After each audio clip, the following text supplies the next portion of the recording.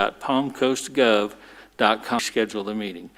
If you're having problems connecting or need technical assistance, please call 386-986-2391.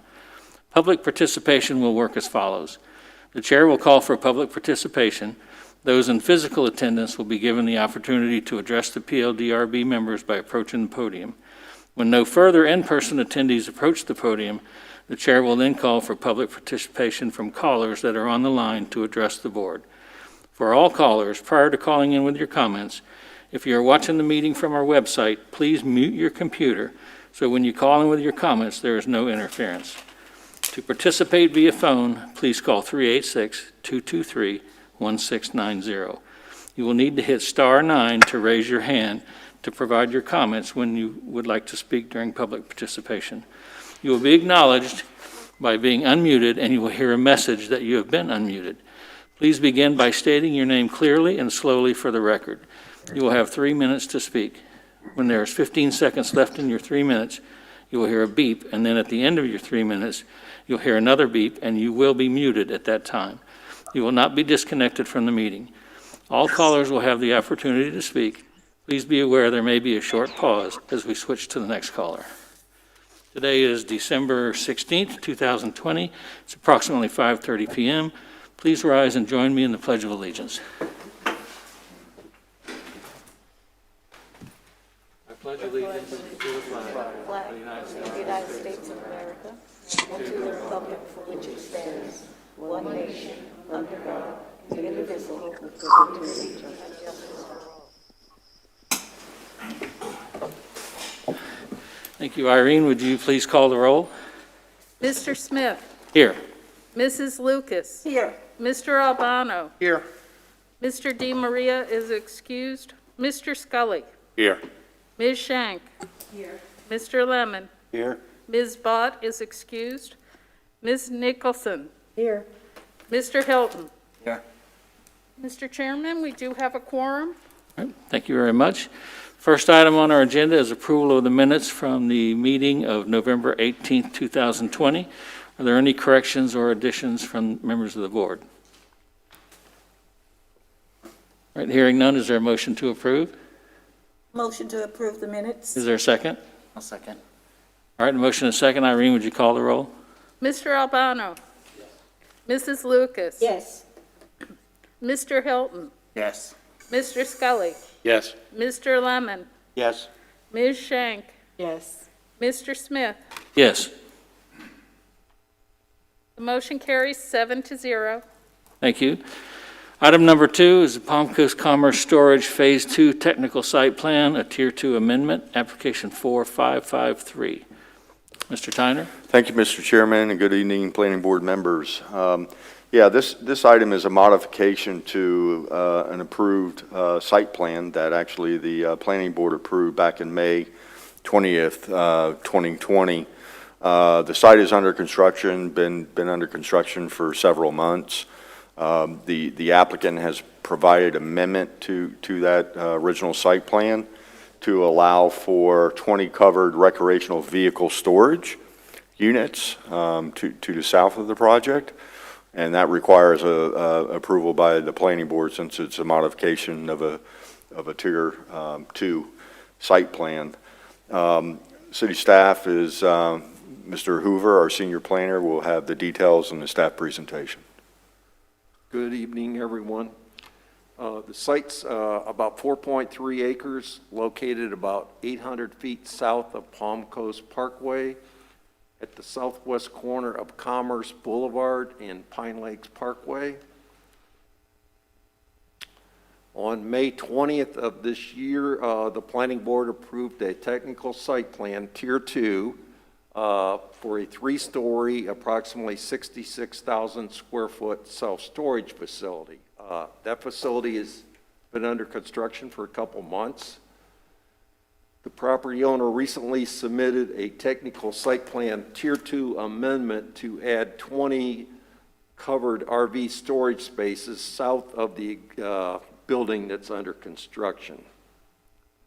The site is designated industrial on the future land use map, or FLUME as it's frequently called, and There's 4 zoning districts that are allowed in that industrial classification. Those are IND1, or light industrial, IND2, heavy industrial, COM2, or general commercial, and then high-intensity commercial, which is COM3.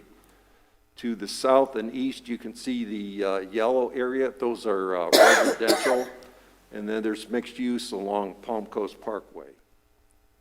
This is our zoning map, and you can see that the Commerce Park, all that area along there is light industrial, or IND1. To the east is DPX, which stands for duplex. And then to the south and southeast, there's a little bit of public, semi-public, or PSP. And then straight south, there's SFR2, SFR3, which stands for single-family residential. This is just a quick graphic of what the site plan looked that the planning board approved, I guess about 7 months ago. And you can see where the building, the north arrow is to the left on this. So you can see the buildings up towards Commerce Boulevard, and then there's a pond getting closer to the south property line. And I do want to point out, the south property line has about 100 foot of restrictions, so there's really no development can be in there. The landscape buffer overlaps into that a little bit. So there's a large canal going through there, plus a heavy wooded area. This is a picture of what the building looks like. That's just some insulated siding that's yellow on there that's they're putting on right now. And then to the left side of the screen, you can see there's existing trees in a 25-foot buffer G. So one of the restrictions the city landscape architect put on this is that we have specific storage space standards. So if you store RVs or boats outside in a commercial venture, there's you're basically not supposed to be able to see it up to the height of the roof. And so in the contingency is on the landscape plan that once the landscaping goes in, our landscape architect will make a site visit and ensure that that is covered. If it's not, they'll have to plant some additional landscaping, and they've already agreed to do that. This is the new storage. There's 20 RV covered storage spaces. They're 45 foot deep, 12 foot wide, and the middle is open, so you can see it's located between the pond and the building.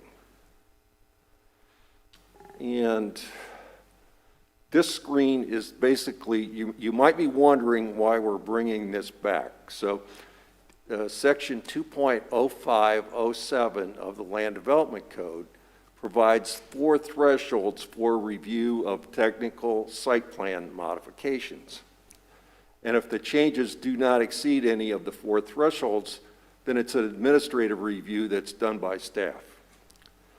In this case, one of the standards is the impervious surface ratio. That includes buildings, sidewalks, and pavement.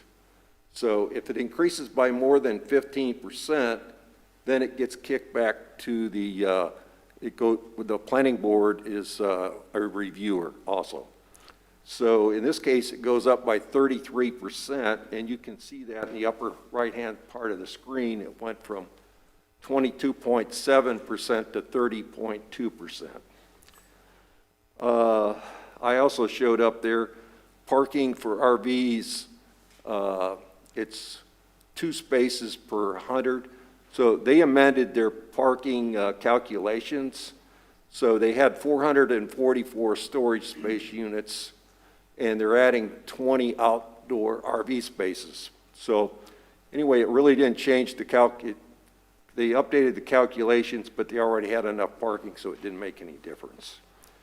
The other thing was, and it's a little bit more the land use administrator makes a determination, did the project increase in intensity? So in this case, because the other one went up, the land use administrator didn't really have to make a decision on that. So it probably, in my opinion, it probably did. So anyway, that's the reason we brought it to you for those two items. And the technical site plan is analyzed for 5 key criteria. We went through those many times. And we provided detailed findings in the staff report. And essentially, Phase 2 will not create a nuisance, hazard, or any compatibility issues as it meets all development standards and is in compliance with its industrial designation on the future land use map. The project already has needed infrastructure in place.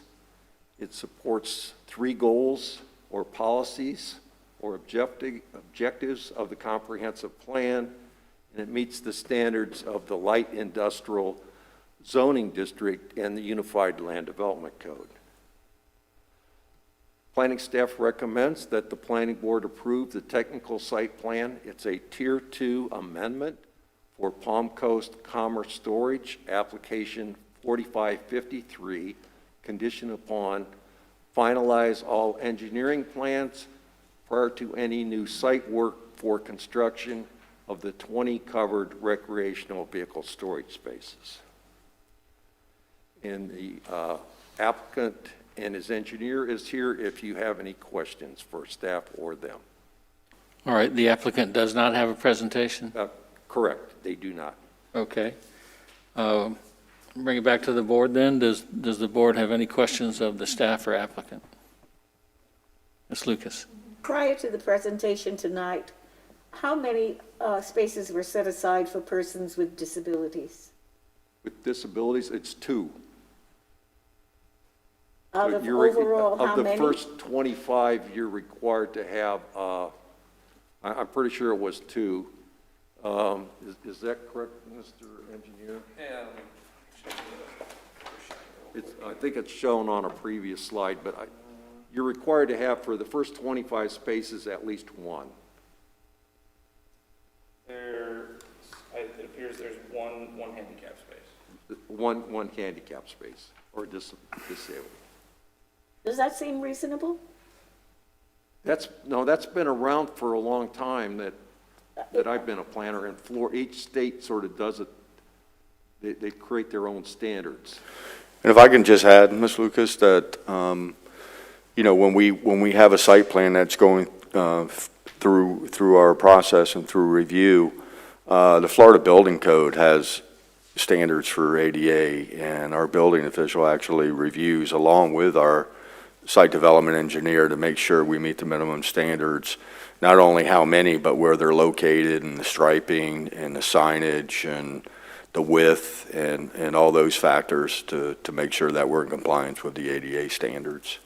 I understand. I think that what caused me a bit of concern was you say this is what is required.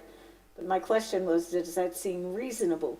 Because in a town like Palm Coast, and where people are, a large percentage of senior citizens with disabilities, it just seems to me that if there was an option to build more or to assign a few more spaces for disabled persons, that it would be a good thing to do.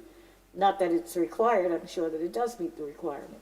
It just seems that it would be a reasonable planning thing to do. I have seen that done, especially at like medical offices. In this case, I think, and if you remember right, I think I was on a cane about 1.5 years ago, but a self-storage place, I think it's more frequented by people younger than me, or you're in pretty good shape. But if you're disabled, you're probably not as likely to go to that type of a facility as you would other type of facility. So as you get older, we have to limit our activities some.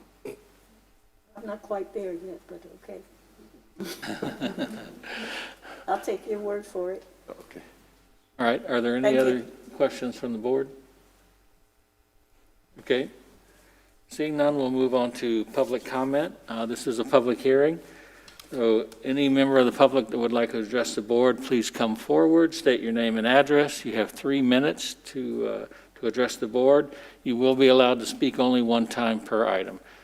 Are there any members of the public that would like to speak on this item? Do we have any in virtual attendance? Yes. We do?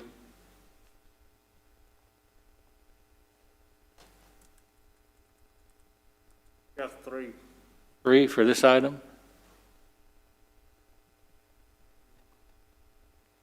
The two Sanchez's and Bryant's, they're on the next item. Yeah. They're the applicants for the next I would item. expect that. Okay, so none on this item. Okay, seeing no one approach the podium and nobody in virtual attendance, we will close the public hearing and come back to the board for any questions or a motion. I make a motion to approve Tier 2 amendment for Palm Coast Commerce Storage, application number 4553, conditioned upon the finalize all engineering and landscaping plans prior to any new site work for construction of the 20 covered recreational vehicle storage spaces. Thank you. Is there a second? I second the motion. All right, there's a motion and a second. Irene, would you please call the roll? Mr. Albano, Yes. Mrs. Lucas, Yes, Mr. Hilton, Yes. Mr. Scully, Yes. Mr. Lemon, Yes. Ms. Shank, Yes. Mr. Smith. Yes, The motion carries 7-0. Excuse me. thank you.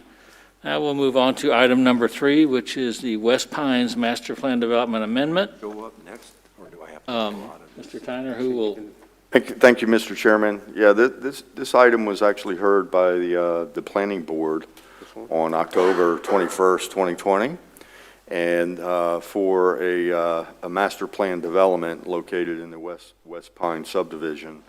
The planning board at that time recommended approval unanimously of a 6-0 vote. Then the item went to city council that heard the item on November 17th, 2020. And then through conversations with the city council, they remanded the item back to the planning board specifically to consider, to reconsider relating to side yard setbacks. So it was very narrow in their scope to come back to the PLDRB to look at side yard setbacks. So with that said, Mr. Hoover will probably kind of refresh you a little bit about the site and the master plan since it's been since October. And Mr. Hoover has that staff presentation now. Good evening again. The request involves, in the W section, 20 lots along Weymouth Lane, fronting on the golf course. Those are shown in red.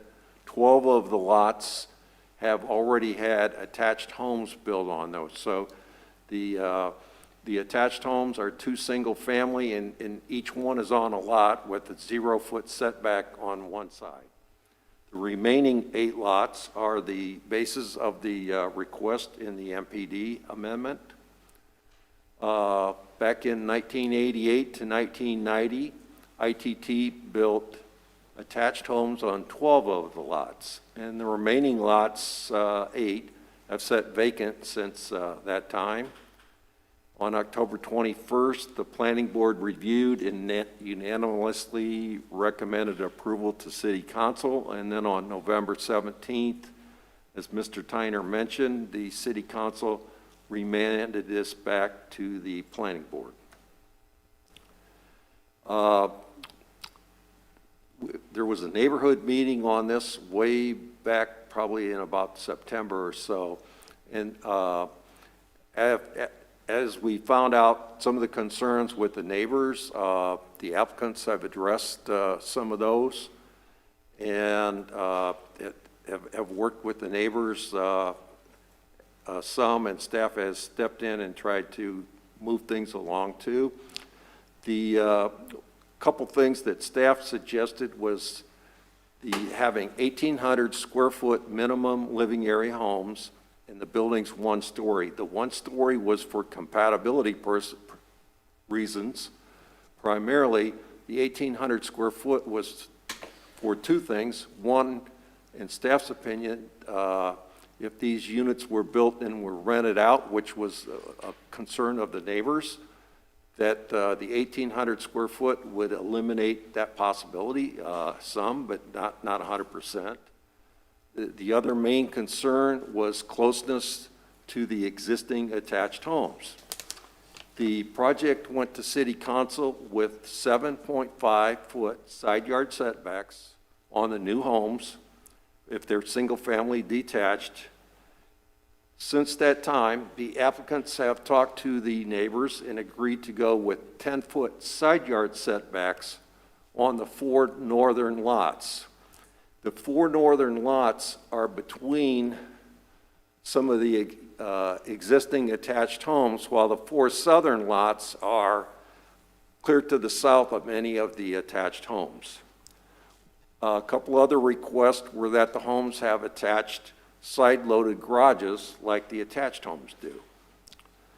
So in this case, you can see the south 4 lots, which are, these are lot numbers on there, not street addresses. So when you see 14, that's the last south lot that's vacant. 15 and 16, there's no numbers on there, but that's the first 2 attached homes. And then 17 and 18 are vacant. Then we have, I don't know, looks like 6 or 8 attached homes, 2 more vacant lots, and then up there where it says Weymouth Lane, there's 2 more attached homes up there. This is a picture of the existing attached homes. According to the property appraiser's office, this is where we came up with the 1,800 square feet. Minimum was the existing homes. There's probably 3 or 4 different floor plans, but they vary from 1,810 square feet to 1,975 square feet. They all have a 2-car side-loaded garage. They're all 1 story. You can see this one has brick on the front along the street. This one here does not on the garage side. So they're just similar in appearance.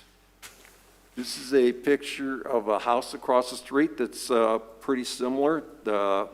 On the opposite side of Weymouth Lane, they're single-family detached homes, and they're almost all 1 story.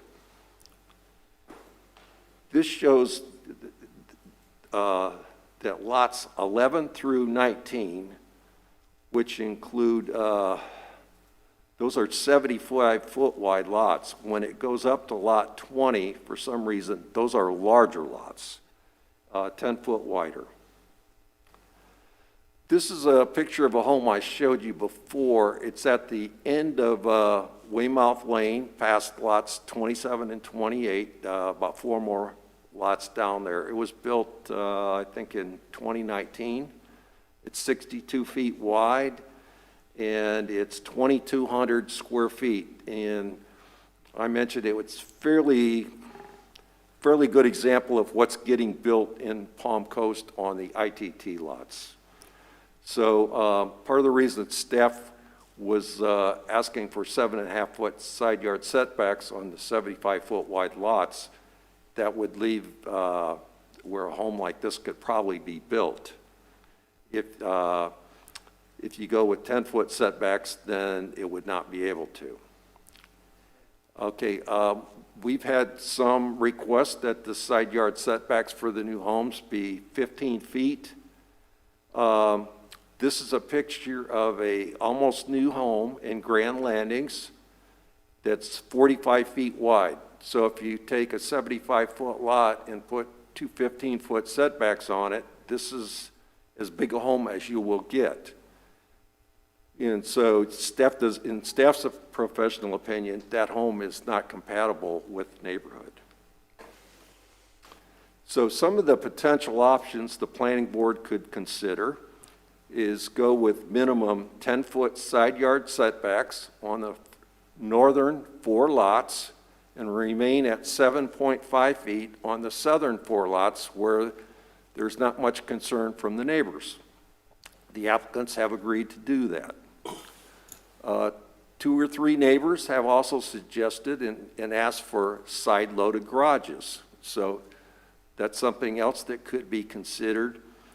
And the third thing is that the setbacks on the new homes do not actually have to be the same on each side. So instead of going 10 and 10, they could go 12 feet next to an attached home and 8 foot on the other side, for instance, or even 12 and a half and 7 and a half.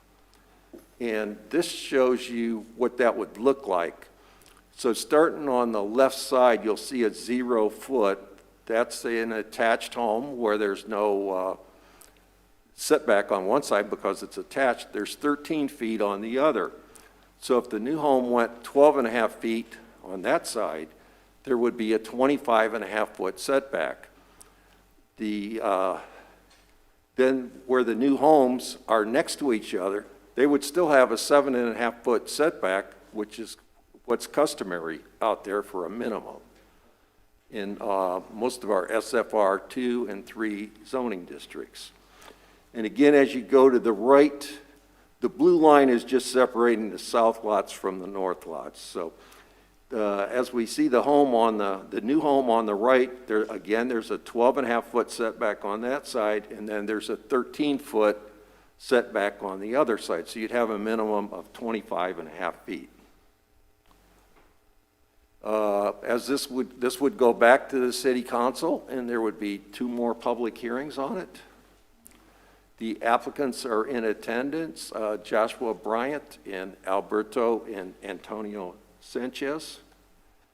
And I put this graphic here at the end in case there was any questions. It's easier to discuss something if there's a graphic in place, in my opinion. Thank you.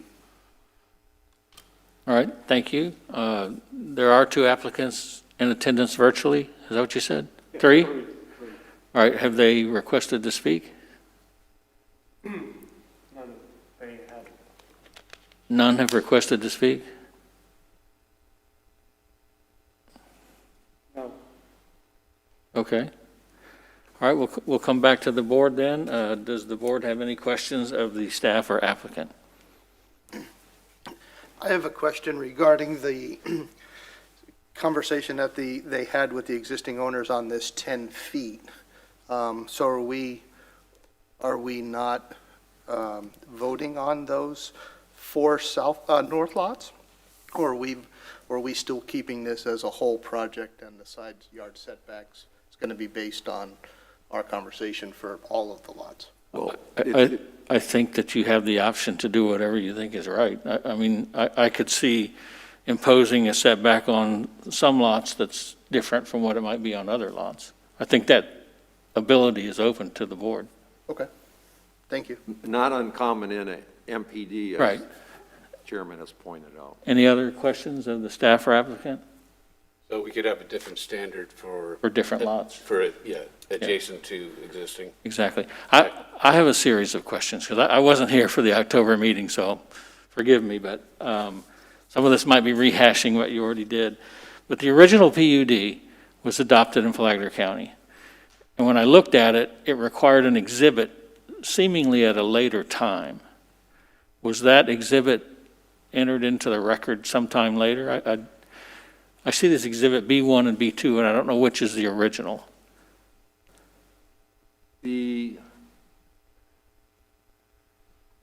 We've changed the text on exhibits B1 and B2, both of those. Well, I'm talking about the original one. Back in 1987, when this project started, there was a PUD adopted in Flagler County. When I read it, it was like 1 page, and it required an exhibit to be filed or adopted later. I'm just wondering, was that done? What I'm trying to figure out is, was all this stuff in the record for the last 33 years? Mr. Clint, you know, this is some of the issues too, that with this being done in the county, is that, you know, it was not recorded in the public record to see that as a MPD. I mean, we had records, and I think the applicant had testified at the last public hearing that they didn't know that they couldn't do single-family houses on it. That's, you know, because they couldn't see anything in the public record. And, I'm kind of guessing here a little bit, but I think that attachment where you're talking about, I think that came later at like what the county had, like a preliminary plat stage or something where that exhibit came in, but it really is convoluted. Well, that's what I was trying to figure Yeah. out, is if it was in the record, then whether they knew, they should have known if it's recorded in the records. That changes my thinking. If it's Yeah. not there, then they wouldn't have known. No one would have known if it's not recorded. So that's the reason for that question. And second was, do we know if there were covenants and restrictions when it comes to the side entry garage? Do we know if there were covenants and restrictions recorded that required that? Or is that just something that was done? That is something that's being suggested by the residents. All right, so there's no requirement that we know of for Yeah, that.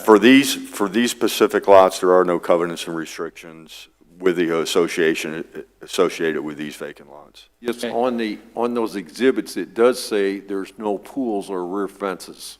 I did see So that. we carried that forward with the Right. amendment. I assume that's because of the golf course, but, my last question is, under the new MPD as proposed, regardless of what the side setbacks turn out to be, can they still build attached product if they wanted to? Or Yes. is that, they Yep, can't? we kept that alternative in there. Okay, I have a question. sure, go ahead. So all the lots now along Wymoth are somewhere between 8 and 10,000 square feet, is that correct? Some are a little larger than others, but they're right at about 9,000 square feet average. The lots are generally a little over 100 feet deep, just a tad over, so the 8,500 square foot ones are, I think they're like 8,600 because they're just slightly pie-shaped, Okay. just very slightly, so That's 86, 8,700 square feet for the 27, 28, and 18, and then 17, and the other ones are probably 75, 7,600 square feet. And Mr. Smith, I was just going to add, part of the conditions in the original was also too for the house size that the neighbors had requested. And what is that minimum house square footage? 1,800. 1,800, that's in the master plan development agreement as well. And a one-story. Okay. Any other questions from members of the board? Okay, we'll open the public hearing. As I stated earlier, if you wish to address the board, please come up, state your name and address. You have a 3-minute time limit. Watch the timer. When you get close to 3 minutes, try to wrap it up. You do only get to speak one time, so if any member of the public would like to speak, please come forward. I was volunteered to go first. Good evening. My name is Rick Claiborne.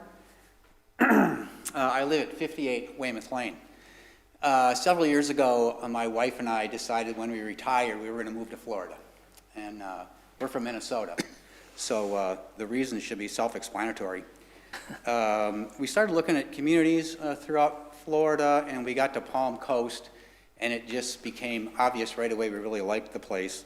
The neighborhoods are nice and tidy and clean, and we really liked what we saw. It was near things that were important to us, Walmart and grocery stores and things like that. So we started doing a little digging. I mean, we were going to up and move, so we wanted to make sure we made an informed decision. And so we started making a few stops and checking out some more neighborhoods. And one of the stops we made was to the Chamber of Commerce. And we got pamphlets on where to go and what to see in Flagler County and Palm Coast and so on and so forth. And I asked the woman behind the counter, I said, where are these guys keeping their boats? I mean, we drove around all kinds of neighborhoods and never saw a boat outside of a house, and it seemed really odd to us. And she kind of smiled, and she said, maybe you want to take a little trip over to code enforcement and talk to those folks for a few minutes. So we did. And it was a really good visit. I'm glad we did, wanting to make a good decision. And a very nice man explained some codes and things and gave us a pamphlet about all the codes and things, and we thanked him when we left. And at first we were a little put off by all these codes and rules and things. But the more we drove around, the more we appreciated them. These codes and rules really made Palm Coast and these neighborhoods really what they are. It became really clear that they were important. So we decided on Palm Coast. And my wife made up a list of houses that we were going to look at and all that stuff, and we sent it to our realtor. And we met her and we started driving around, and the first 2 or 3 houses were nice, you know, they probably would have done. We got to the fourth house, and we made our approach on Weymouth Lane, and the neighborhood just kind of blew us away. We both looked at each other and smiled. It was neat and tidy, and it had mature vegetation, and you could look across the street, and you could see the golf course, and it was just really a well-put-together neighborhood. And then we got to the house, and we really liked it, too. So we decided right there to buy it. I mean, and I guess the reason I'm here tonight is to tell you that the neighborhood had a huge influence on why we bought the house we did. And I'll be bold just for a second and say, you know, probably our neighbors too. When they rolled into this neighborhood, they just really liked the look of it. So I'm here also to say, as you consider changes to our neighborhood, I hope that you consider all the residents of Weymouth Lane. Thank you for this opportunity to address the board. Thank you, sir. All right, next speaker.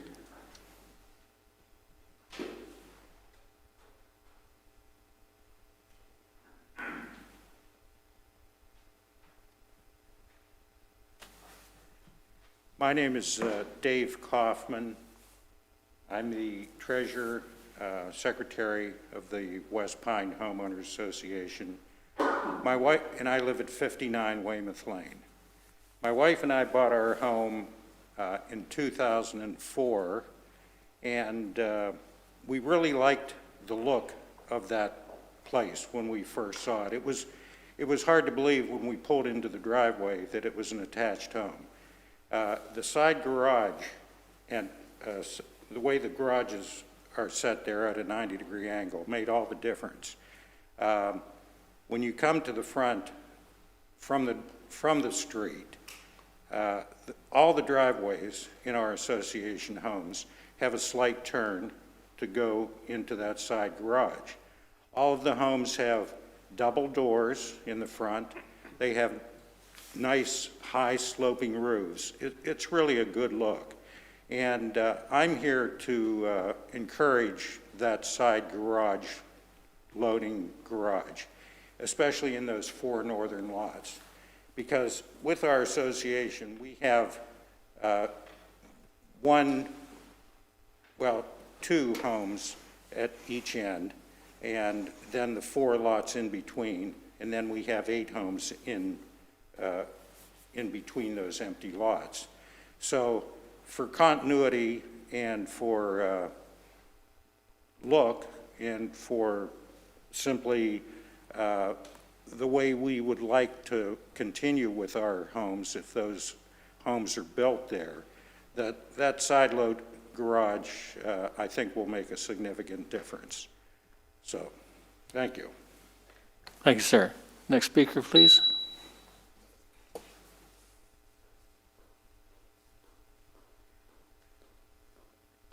Good evening. My name is Gendra Sinello. That's Gendra. You got it right. I live at 63 Weymouth Lane. My husband and I bought our home in 2000, but we didn't move up here to 2008. We came up to Palm Coast to play golf one weekend and fell in love with the city. We're from Fort Lauderdale. Every chance we got, we kept coming up on different weekends to look at property. We knew what we wanted. We wanted a townhouse, villa setting on a golf course. Well, there just wasn't anything available at that time. There was a development, a townhouse development on the Pines, but the rooms were small and the 2-car garages were very small, and it just didn't fit us. Then one day I noticed a for sale sign on one of the villas across the way there. So we drove over and asked them if we could see it. Well, when we pulled in, the side entrances and the 2-car garage doors, it was just perfect. We have beautiful views of the golf course, and we'd like it to kind of stay that way. But now, for some reason or other, I was told that they're no longer marketable. And I really find that hard to believe, because whenever anything comes open, it's gone the next day. If you drive down many of the streets in Palm Coast, you'll notice the new developments. There are different size houses and all kinds of things in there. In West Pines, we'd like it to stay the way it is. At least the 2 lots between 63 and 71 could stay attached homes, as well as the lots between 29 and 79, to keep that continuity that we'd like to see. Thank you. Thank you. Next speaker, please.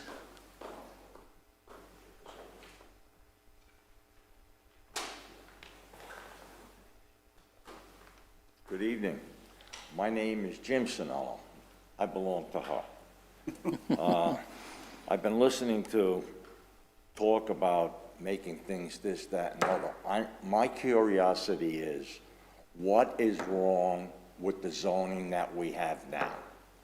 It's been there for 32 years. Someone said it's not really a marketable product. I play golf at Halifax Plantation. I invite any of you to get in a golf cart, go to the 11th hole, and you'll see fields of these. They call them villas, so we should call ours a villa. They can't put them up fast enough. So when I hear this stuff that it's not marketable, it's not true. That's not true. Then we heard that these lots were purchased and they did not know what the zoning is. One person bought 7 lots. They're a developer. I find it very difficult to believe that a developer will buy a bunch of lots and not know what he can put on them. And it seems like everybody's asking us to bend to the developer, and not the developer put up what it's zoned for. We made him an offer that the interior, 4 interior lots, keep the status quo so that our symmetry is all the same. The other 4 lots on the end, if he wants to build single family, God bless him. But don't take away our symmetry and our beauty and the reason that most of us own those homes. They say they're not marketable. You put one up for sale, it's gone in a week tops, or it's word of mouth. Somebody hears they want to sell a unit, bingo, it's gone. Why do we have to make adjustments for what somebody else wants? This is what it always was, and I find no reason why there's any need for change. Thank you. Thank you, sir. Next speaker.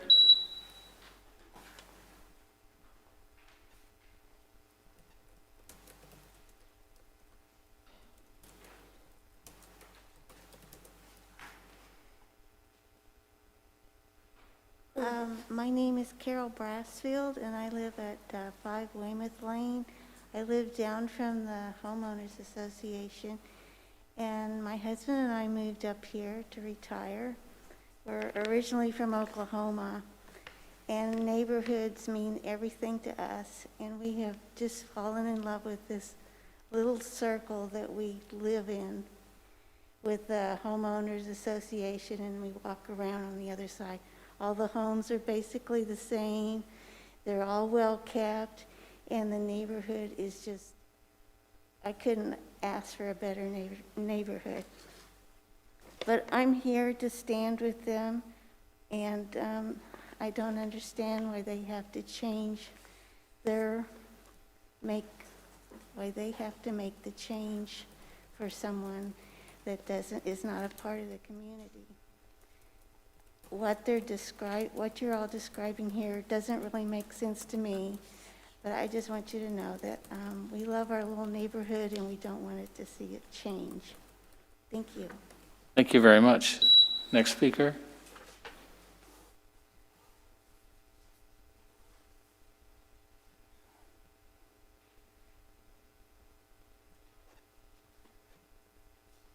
Good evening, Mr. Chair, members of the board. My name is Rob Boone. Our family lives at 29 Weymouth Lane. I hope you've had a chance to look at the letters and attachments from our family and 11 other families on Weymouth Lane, both to the board and the city council, which are on pages 119 to 130 of your agenda package. I won't repeat those details. Based on what others have said tonight, I will just point out in terms of marketability, the 2 northern lots were sold as attached homes in the last 2 years. Respectfully, I think the board has 2 viable or reasonable choices at this point: to either keep the status quo, particularly on the 4 northern lots, or if you're inclined to grant the application, then I think you need to maintain the existing MPD requirement of a minimum of 26 to 28 feet between any new homes and the existing homes. Why these two choices? Because the City Council immediately and unanimously recognized that the board and planning staff had not analyzed or responded to the calculations, arguments, and suggestions of these 12 Weymouth Lane neighbor families. Existing homes on this stretch of Weymouth Lane are in fact 33 to 45 feet apart. We're only seeking fairness that the spacing minimum 26 to 28 feet be respected, and that you not permit spacing of 20 and a half feet, or as we've heard tonight, speaking for myself for the very first time, a proposal that would have 23 feet with a 10 foot side setback. 3 last points this evening. First of all, in the letters that you and the City Council have received, the 4 arguments that we've presented have really not been addressed. Secondly, and most importantly, in terms of practicality, we, the neighbors, have demonstrated with calculations presented to the board, staff, and the City Council, which you'll find on pages 122 to 124 of your package, that there is enough room for the applicants to build an 1,800 square foot home without encroaching on the 26 to 28 feet of any existing home. None of the board, staff, or applicants have demonstrated anything to the contrary during this entire process. After the City Council meeting, still seeking feedback on our calculations, I emailed staff on November 19th a few times, the last time saying that we, the neighbors, had, quote, crunched the numbers and no one has shown us why our numbers won't work. That was the point to the City Council. On November 23rd, the reply I received stated, quote, I have too many projects and deadlines to meet to do the work you would like me to do. I don't think that's an acceptable response. Finally, the board's earlier decision to allow 7.5 feet. Can you wrap it up quickly, please? Yep, Okay. last sentence. Thank you. Basically gives the applicants everything and the neighbors nothing. If you do one of either of the two things I suggested tonight, it would then force the applicants to show the City Council either that they can build, as we have demonstrated, or they can show to the City Council that they cannot. Right. Thank you very much. Thank you. Next speaker, please. All right, asking any other speakers in person? Okay, do we have any virtually? Yes.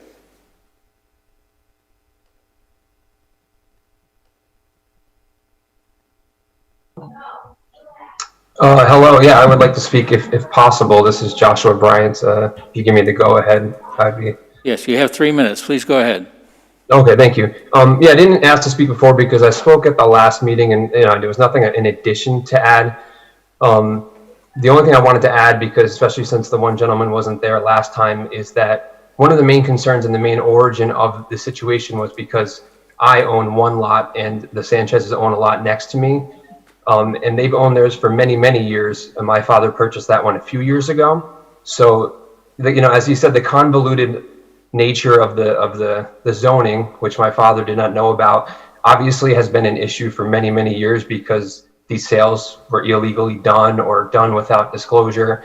And we are at this point that we are now. But in the end of the day, I just wanted to simplify because there was a lot of mention of developers and things like that that don't really need to apply here. Is, separating the homes just so individual owners can build on them, such as the Sanchez's family. The setback is something that I didn't think of that made sense to me and is something that we've tried to compromise. And the one change that Bill presented, for example, only changes the current setbacks that they would have by half a foot. So I thought that was a pretty good approach to that. And I don't know if the town has mentioned it, but I have not heard of any issue or this rezoning has anything to do with marketability. Attached homes, I think any homes right now, especially in Palm Coast, would be marketable. And, if we are not able to build on these lots, I have one lot, so I would not be able to build an attached home on the next lot. These absolutely are sellable, and a developer could come in and build attached homes and then sell them individually, of course, just as they did the first time around. That was just never one of the issues, and I just wanted to reiterate that because I don't think marketability is an issue no matter what. It's just making these properties viable for the owners and for, what makes the most sense to where we are now. If anyone has any questions for us or the Sanchez's, I'm sure they'd be glad to answer. Thank you so much. All right, thank you very much. Is there another virtual speaker? None others? Okay, seeing no other speakers, we will close the public hearing and come back to the board for any questions or a motion. I have a question. So with Mr. Bryant just speaking in regards to lot number 18, if we were to decide for 17, 18, 27, and 28, to remain consistent with the current development there of single-family attached with the side garage, it would then require 17 and 18 to pretty much agree to combine their lots, correct? That's correct, or build together, yes. Build together.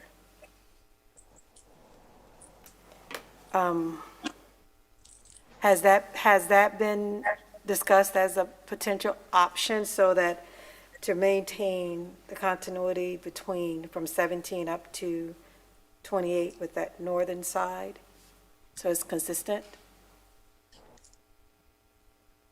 That was brought up by the neighbors. That's a potential option. Is this question for me or for Bill?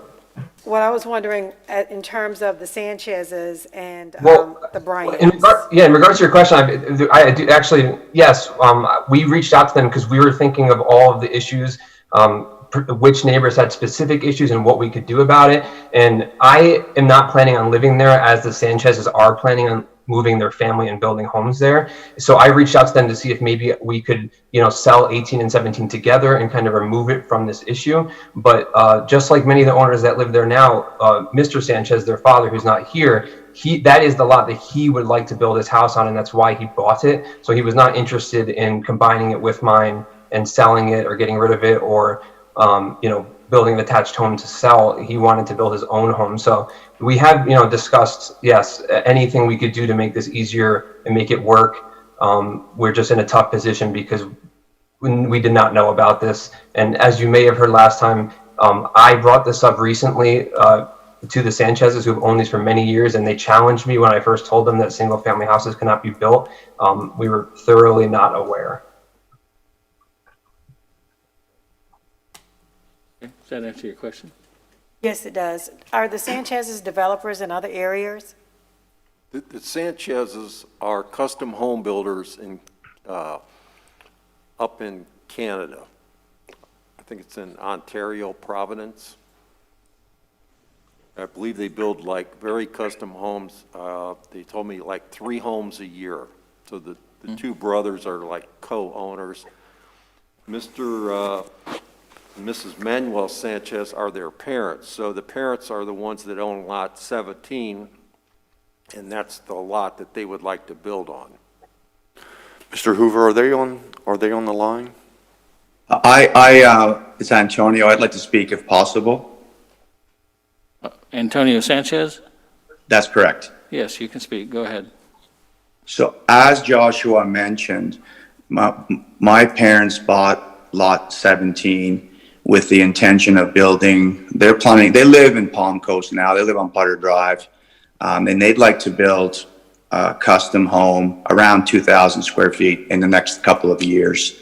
Now, they wouldn't have purchased that property knowing they would have to build an attached home with somebody they didn't know.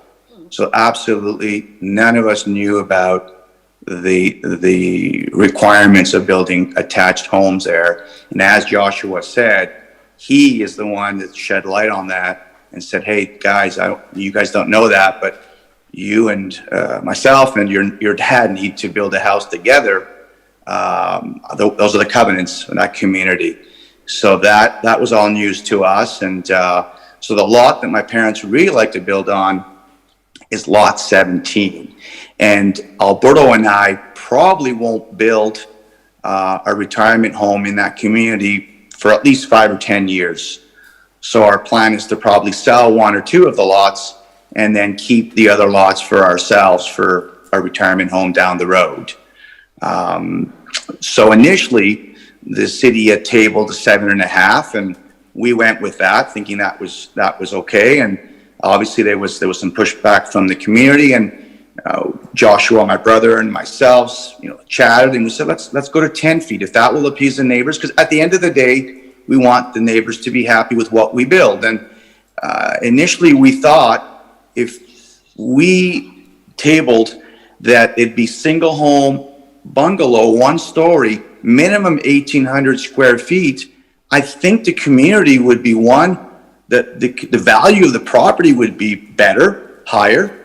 And two, I think it would be nice for the community. And the idea was to build something that lent itself to that community, not build something that totally stood out. And in terms of developer, Alberto and I build 3 or 4 houses a year in Ottawa. Our intention is not to build ourselves, but rather hire a builder in Palm Coast to build a home for us. Because we don't have connections and contacts in that community. So we are not this big bad builder, developer that's going to go in there, and that's not our intention. We plan on build maximum 3 homes on that street. So if there's any other questions in terms of for Alberto and I or Joshua, we'd be happy to answer them if we could. Thank you. Any other questions from the board? Yes. Yes, go ahead. A couple of things. One is, from what I've read by all the applicants, particularly you, Mr. Boone, thank you very much. They seem to not have an issue with anything except the side yard, the setbacks on the side. That's the only issue with them. And 1,800 square foot homes are being built all along this area with the existing 13.5 foot setbacks or even larger. If that's the only issue, then we ought to be able to come to some kind of terms with that. And secondly, does changing the 7.5 foot setback, would that have make any undue problems for the existing lot owners that aren't even living there now? Is that really such a tough issue that, we can't get this resolved? I had a similar thought. The slide that said, perhaps a 12.5 setback, a minimum setback on interior. To me, that would make sense on adjacent to existing homes as of whenever it's passed, and then then leave the standard SF 7.5 on non-adjacent, like the rest of it, or because that's 12.5 plus the 13 minimum now. Now we're talking about a half a foot. I think that might be a reasonable approach. Bill, can you put that slide back up that you had showing what Jake was referring? Yes. Yeah, that's exactly what I'm talking about. If it's adjacent, make it 12.5. I have a comment. Yes, go ahead. I think just because you put just because the lot will hold a 1,800 square foot house, I don't think makes it just a viable project or a quality project. I think having a single family narrow house of 49 feet like we saw in the slides is not really harmonious with the context, both architecturally and landscaping, with the existing houses. The attached houses are basically on a 150-foot lot, so therefore you can build a pretty wide home and have a nice side yard setback. Because we went back and we approved this as single family, I really think we have to stick with the 7.5 feet. However, I also think that the existing homeowners, like they said, they're the ones that are just taking the haircut on all of this. My opinion is we stay with the 7.5 feet, but we change the setbacks for the existing homes to 7.5 feet as well. Maybe they want to put an addition on, or maybe they want to put a larger garage. So that's just my opinion. Okay, any other questions from the board? All right, it's kind of a tough issue. If everything had been properly recorded in 87, I would not have a lot of sympathy for the buyers because they should have known. But if that's not the case, that complicates things greatly. Listening to the neighbors, I understand their concerns. I could consider 7.5 between new homes, but 13 or 12.5 adjacent to an existing house, which gives you 25.5 or more between. And I would also consider the the side entry garage, because that's consistent with the rest of the neighborhood. Those are just my thoughts, but. Does a side entry, for those of more building experience, does a side entry garage present issues to develop? Because, with that turn, you're. You have more driveway. Right, You have a much deeper driveway sideways. Yeah, if the As long as driveway- it fits on the lot. Right. That would be the only concern. Right, so They if the couldn't dri- get it on the lot. If the driveway was allowed to be closer to allow for that bend. But I think the side yard setback does not apply to the driveway, does it, Ray? There's a maximum length of 35 feet. If you have a side load garage in Palm Coast, you can only go out 35 feet towards the side property line. Right, but how close to the side property line can you go with the driveway if it's a side loaded garage? I believe it's 5 feet. 5 feet? 5 feet. All right. So that. So you get an extra 2.5 feet. That would essentially alleviate, I would think, I'm not an architect or anything, but. The problem with you could this. Still do that and make the turn. The problem with the side load garage is if you have a 49-foot house and you have just a standard, 20-foot deep garage is almost 22 feet in depth. You don't really have much. If you go back to one of these other slides where they show this 45-foot wide house, you have a garage box, a small front entry, and then most likely like a bedroom or something in the front, so. It might be a little tight on some of them, there's no doubt about it, but it would keep in character with the rest of the neighborhood. That's my only thought. We may, and I'm just going to add, we could add some flexibility in the MPD development agreement, if our code is 5 feet, that maybe we allow it to get a little bit closer if practical. It would just give you a little more space to get that, because you do need more space, there's no doubt about it, to make that turn. All right. Well, what's the pleasure of the board?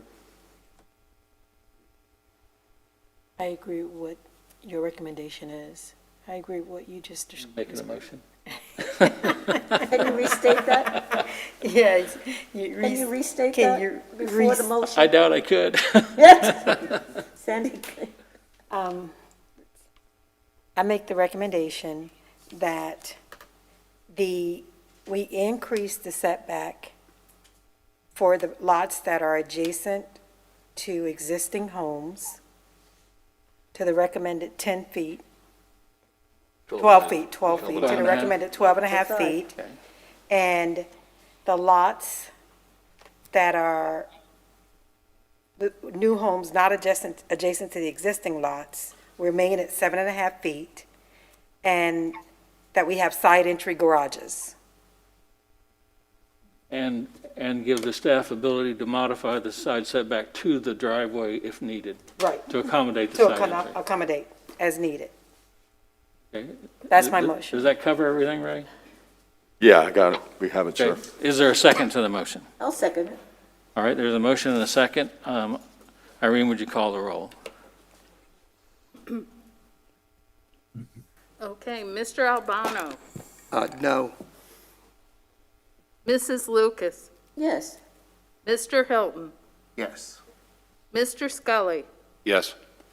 Mr. Lemon, Yes. Ms. Shank, Yes.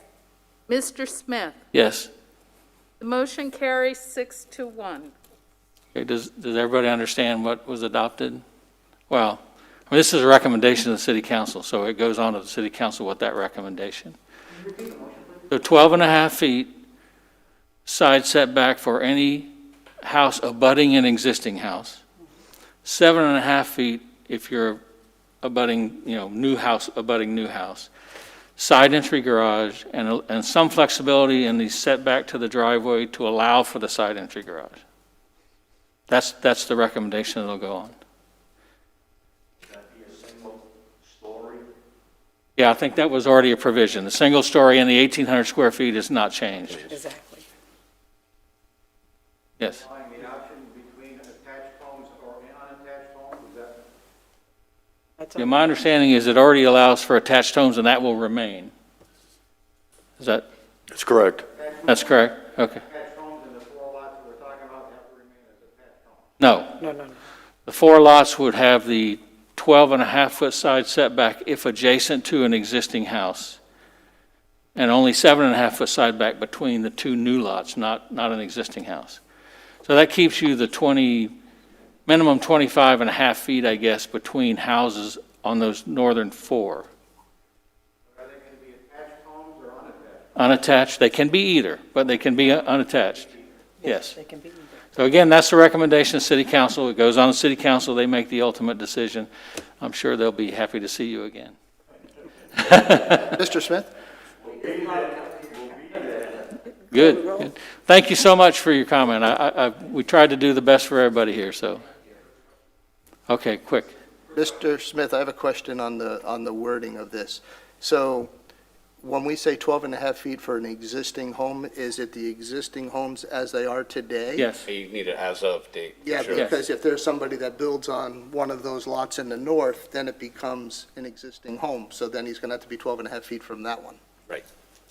Worded better. So do we need to modify to Need to say modify as the of? motion. Do you want to clarify that it's existing means whatever those lot numbers are? Yeah, we'll do that. I mean, that's what's up. 12, The 15, vacant ones are the ones that are up. I mean, that was the We'll intent of clarify your that. motion, and the second was the We existing understand. lots that are there today. So I forget the lot numbers, but Yep. you'll 11, get that in the 17. agreement. Yes, sir.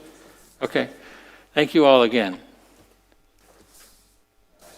All right, we'll move on to item number 4, Elite Custom Tattooing Special Exemption Application 4551. Is Mr. Hoover presenting this? Yes, sir. Mr. Hoover is going to present this. Just a little bit of background why he's getting his presentation up and getting ready. This was approved by the PLDRB as a special exception in the past for tattoo for the same business.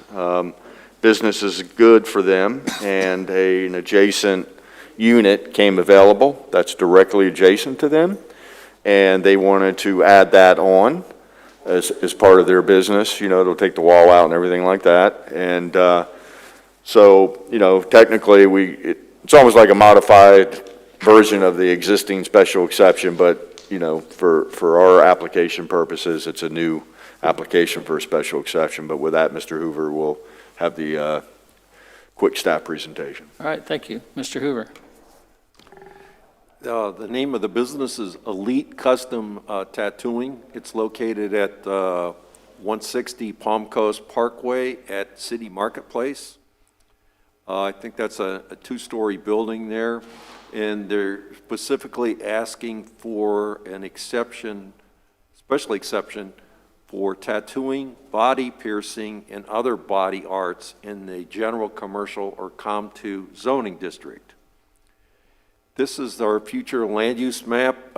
Basically, this entire area here is mixed use, which allows almost any zoning district.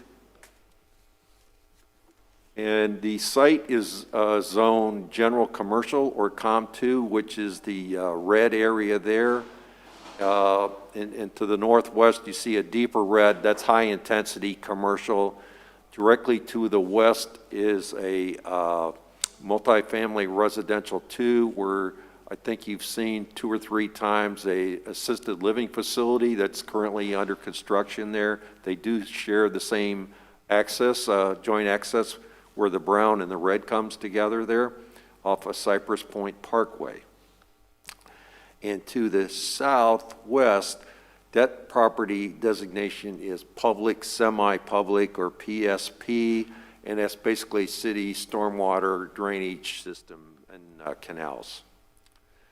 About 3.5 years ago, the planning board approved a special exception for tattooing in Unit A203 on the 2nd floor.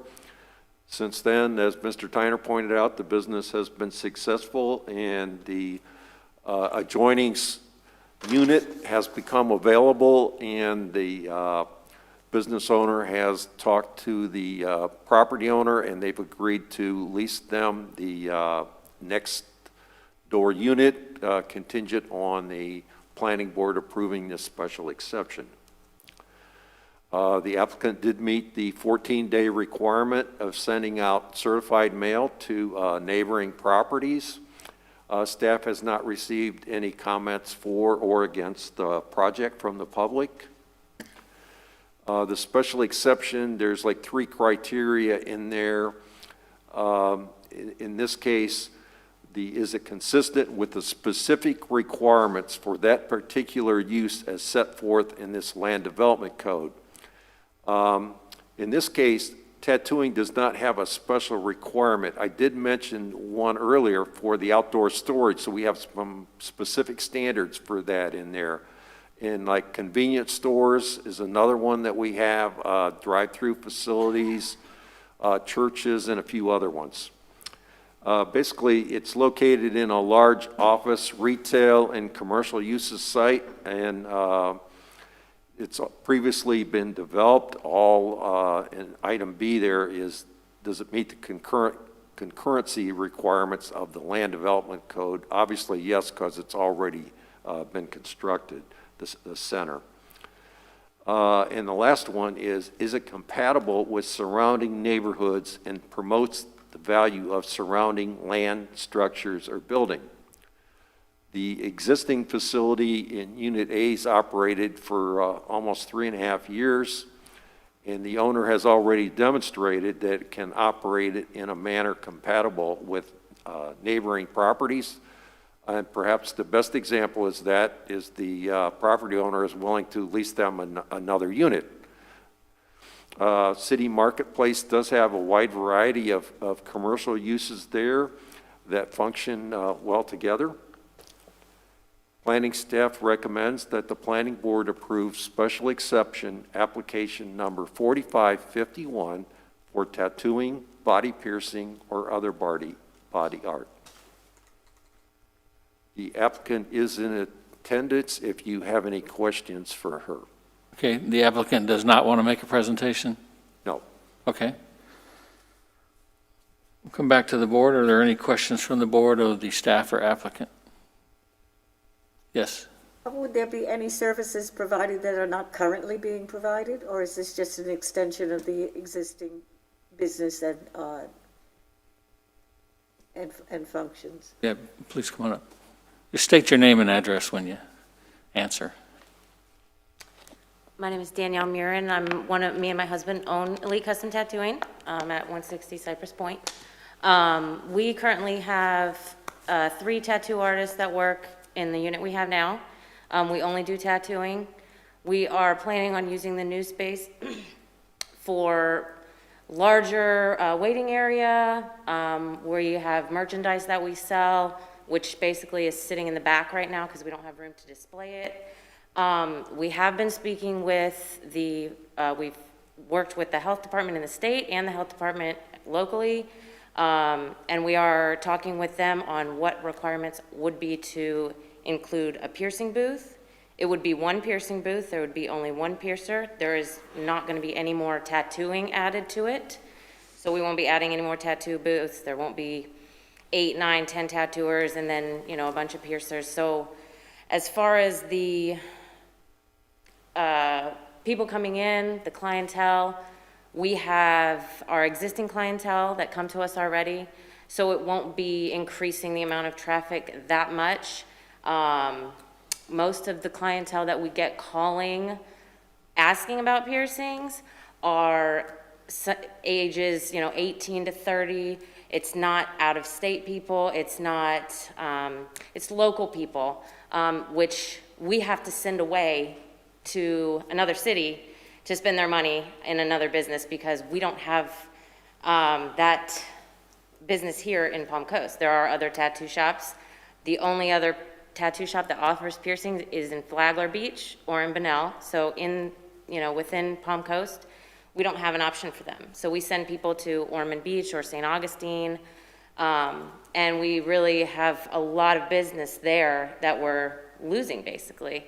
But like I said, it would just be it's one piercer, one piercing booth. I'm actually, have been going through training. I'm certified as a piercer in the state of Florida, through the health department. And as the owner, I'll be conducting that business. We're not gonna be adding more piercing booths later to that unit. It will only be the one. And we are working hand in hand with Mr. John Bear with the, health department on all of our requirements, what needs to be standard for keeping everything, up to code. Thank you. Any other questions from the board? All right, thank you. If not, we'll open the public hearing. Any member of the public wishes to address the board, come forward, state your name and address. You'll have 3 minutes to speak. Are there any members of the public in attendance that wish to address the board on this matter? Seeing none, are there any in the virtual? No, sir. On this matter? Okay, none. All right, seeing no public comment, we'll close the public comment, come back to the board for any questions or a motion. I'd move to approve. Okay, there's a motion to approve the special exception. Is there a second? I second it. Motion and a second. Irene, would you please call the roll? Mr. Albano? Yes. Mrs. Lucas? Yes. Mr. Hilton? Yes. Mr. Scully? Yes. Mr. Lemon? Yes. Ms. Shank? Yes. Mr. Smith? Yes. The motion carries 7-0. Thank you very much. Congratulations. Glad your business is doing well, especially in these times. Absolutely, thank you so much. Are there any other items to come before the board? No, sir. I just would say, it's at the end of the year here, and we'll see you next year. And our staff and on behalf of Community Development Department, we really appreciate your service. And we wish that all of y'all have a great holiday season with your families. So, and we're looking forward to coming back, and we'll see you in 2021. All right, thank you. It'll be a better year. Is there a motion to adjourn? Oh, yeah, a motion to adjourn. Is there a second? Is there a second? I second. Okay. Irene, would you call the roll? Mr. Albano? Absolutely, yes. Mrs. Lucas? Absolutely, yes. Mr. Hilton? Yes. Mr. Scully? Yes. Mr. Lemon? Yes. Ms. Shank? Yes. Mr. Smith? Yes. Thank you. We're adjourned. Everyone have a Merry Christmas, Merry Happy Christmas, holidays, yeah. stay healthy Yeah, and stay everybody. safe.